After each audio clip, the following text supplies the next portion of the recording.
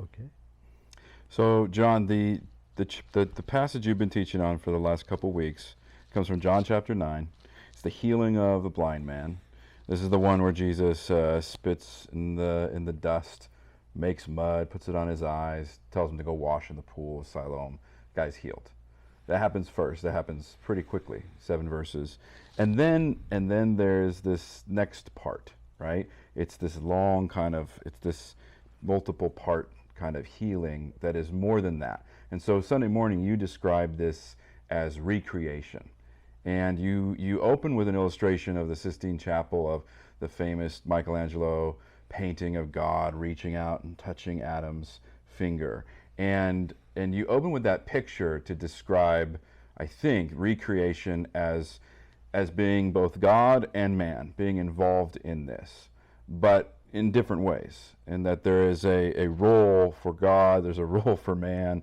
Where do you see the tension, or where do you see those places in this passage being occupied when we are talking about recreation for anyone, but let's say for this blind man?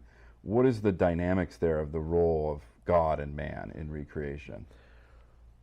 I think the role for God is really spelled out in the first 7 verses, and it's clearly separated from man's role because God is the initiator.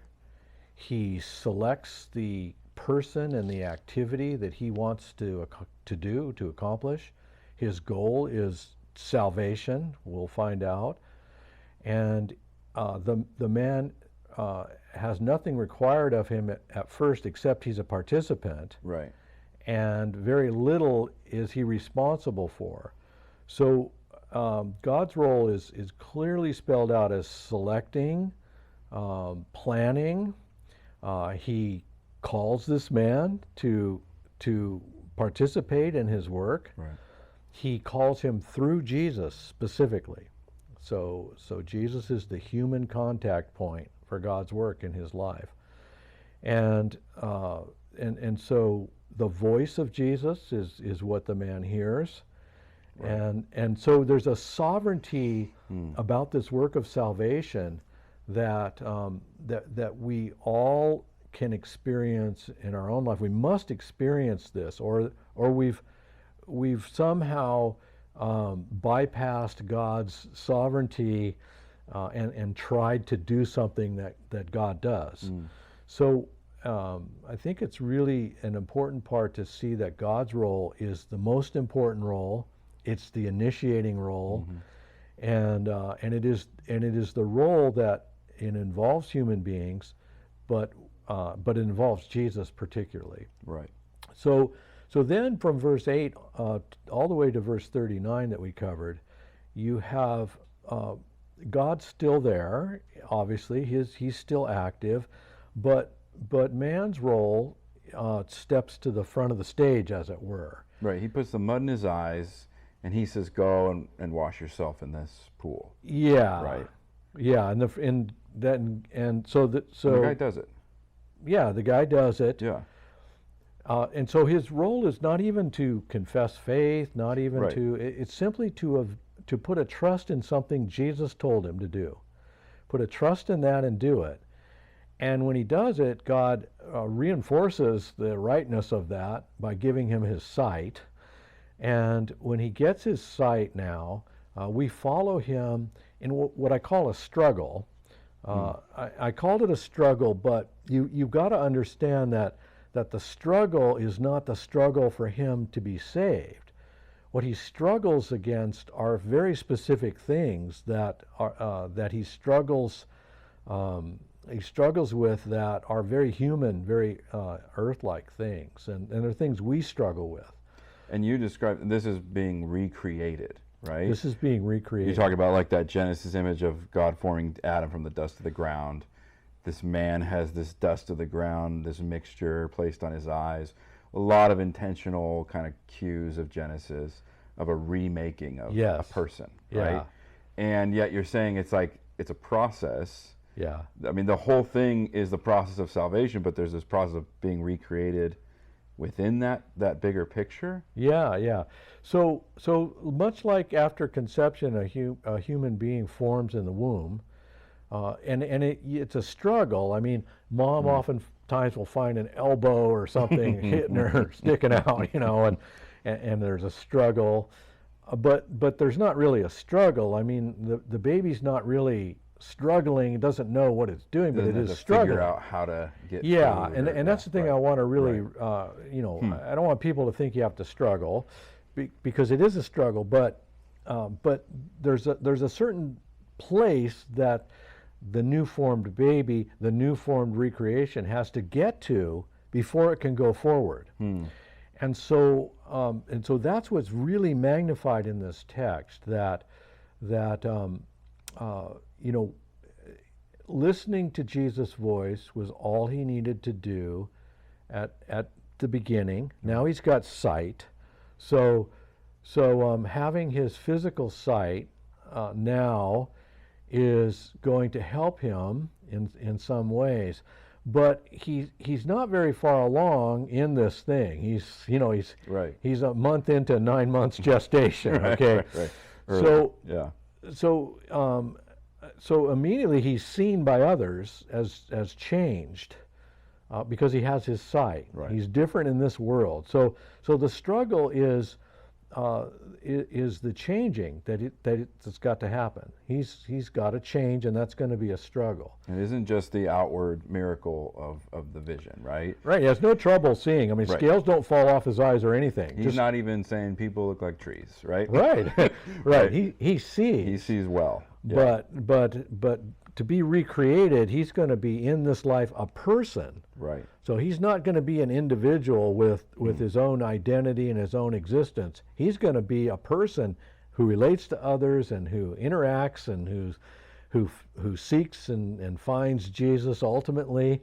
And so he's got his sight. So the first thing he experiences is rejection, and he does that because the neighbors see him. He goes back home and they see him, but he can see. They don't recognize him because he can see. He's different. Right. He was born blind, right? Yeah. Yeah. So it's rejection that he experiences. Right.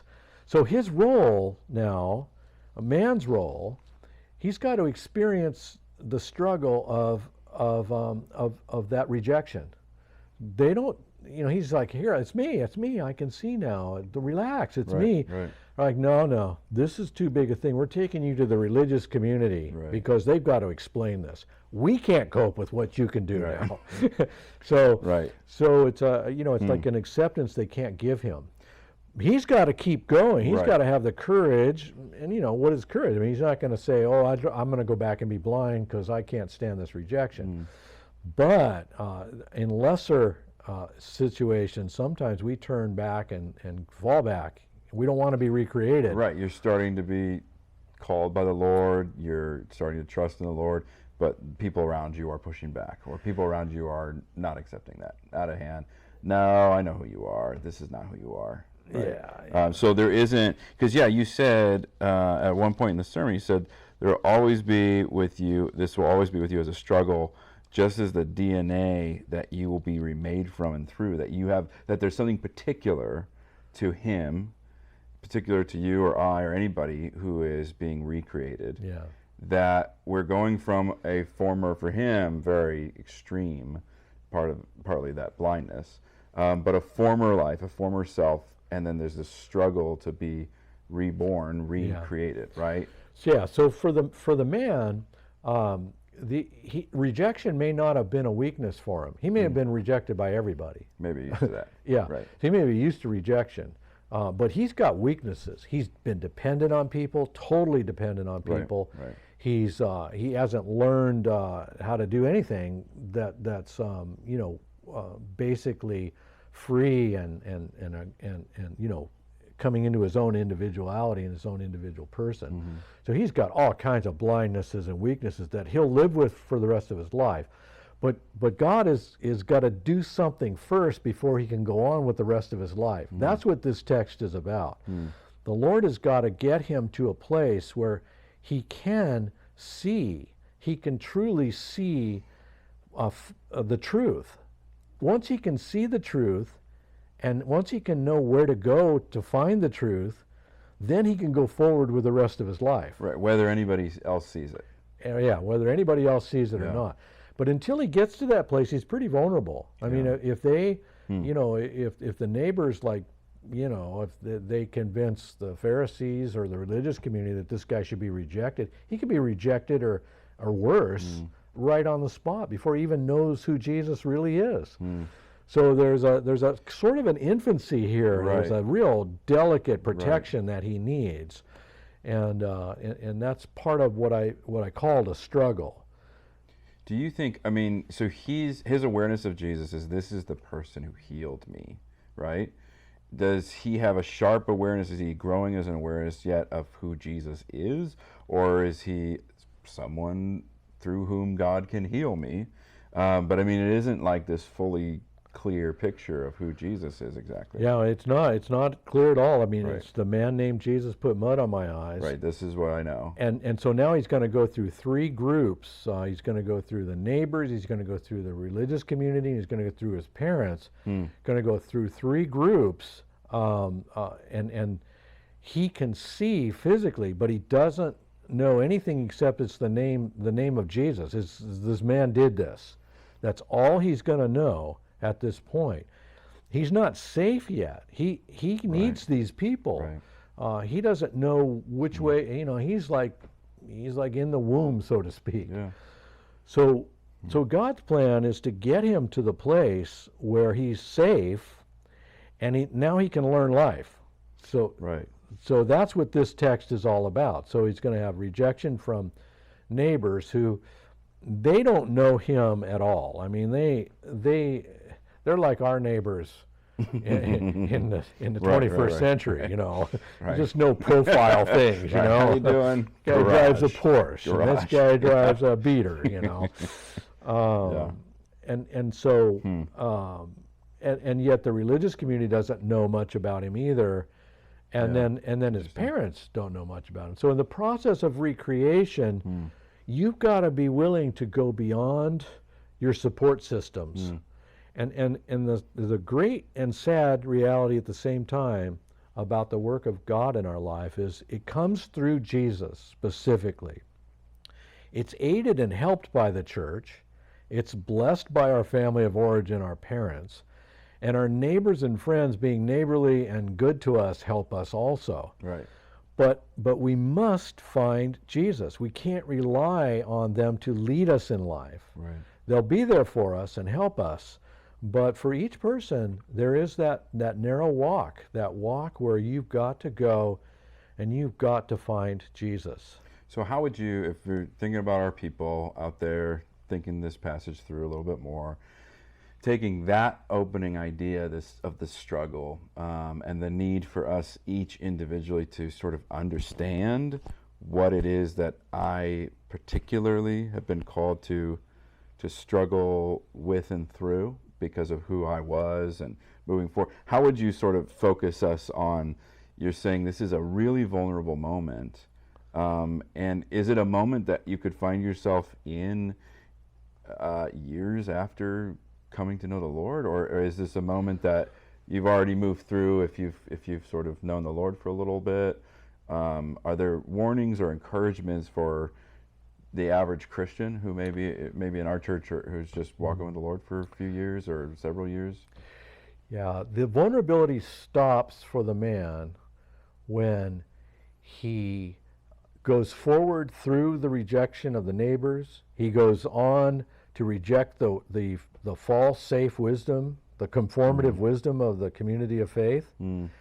And ultimately, even when he rejects the desire of his parents to be safe, and he goes forward, he's going to name the name of Jesus. And then he gets to the point where he sees that Jesus is Lord. He identifies him as the man Jesus and worships him. Now he's safe.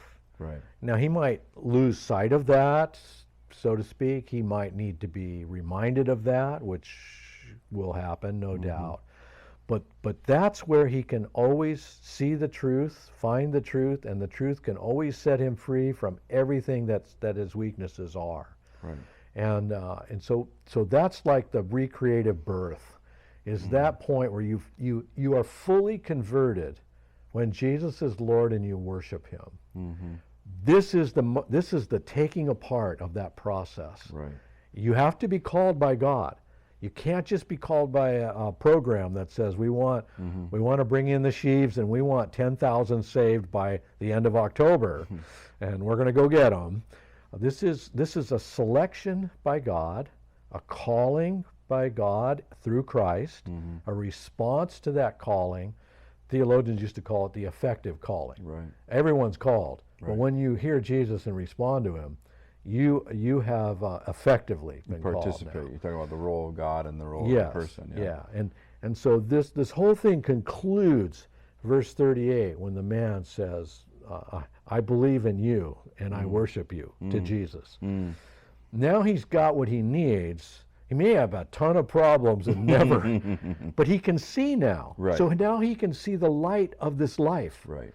And all he has to do is keep looking for the light, and now he can have that life. John, thank you for just pushing a little bit further into that idea of recreation and the struggle to make sure we're getting through neighbors, community of faith, and family of origin, and make sure that we can name the name of Jesus as Lord and really see our salvation at hand. Yeah, and thank God that he does it for us in such a powerful way. Amen.